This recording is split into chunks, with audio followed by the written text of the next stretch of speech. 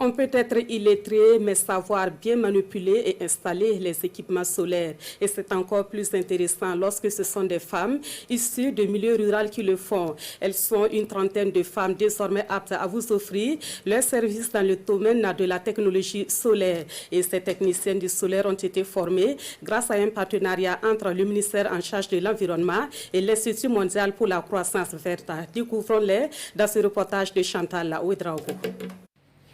C'est une véritable prouesse réalisée par ces 31 femmes. Elles ont aujourd'hui la qualité d'ingénieurs du solaire. Appelées grand-mères solaires, elles ont acquis une maîtrise parfaite du système grâce à une formation sur les équipements solaires, leur assemblage, l'installation ainsi que la maintenance. Au terme de l'apprentissage, elles bénéficient également d'une dotation d'équipements solaires complets. J'ai été formée en Inde. Et de retour de l'Inde, nous avons formé 31 femmes au centre Barefoot College de Nyorida et on a reçu des bailleurs qui nous ont aidés. Il s'agit de la première promotion des grand-mères solaires formées entièrement au Burkina par le Centre régional de formation Barefoot College. Une initiative très porteuse visant à promouvoir les énergies renouvelables, intensifier l'électrification en milieu rural et générer des revenus pour les femmes. On a donc des épreuves et évidences que ça marche très bien.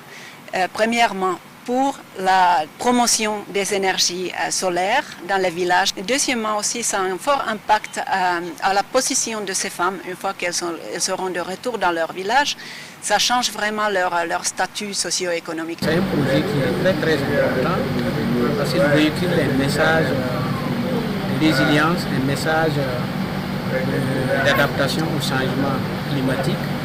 Et ici, on démontre par les grands-mères solaires que cette technologie peut être maîtrisée par toute la population. Cette initiative se concrétise par l'accompagnement de l'Institut mondial de la croissance verte et le soutien financier de la Fondation Prince Albert II de Monaco. Rappelons que le Centre régional de formation Barefoot College a été mis en place après 2 séries de formations au profit des femmes rurales tenues en Inde en 2011 et en 2016. Cette expérience a conduit à l'ouverture de ce centre d'envergure sous-régionale qui regroupe le Burkina Faso, le Bénin, la Côte d'Ivoire, le Ghana, le Mali, le Niger et le Togo.